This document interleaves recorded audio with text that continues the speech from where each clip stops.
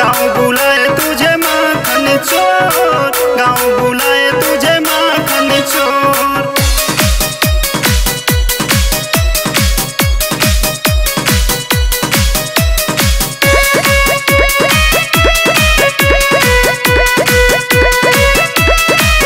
कान्हा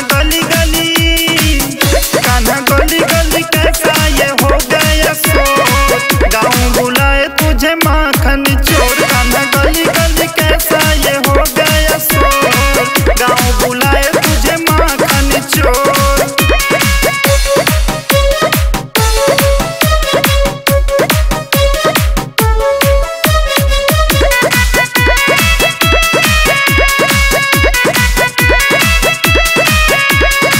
गैया चराने तुम बगिया में जाते हो, मुझसे बहाना करके माखन चुराते हो, माखन चुराते हो, माखन चुराते हो।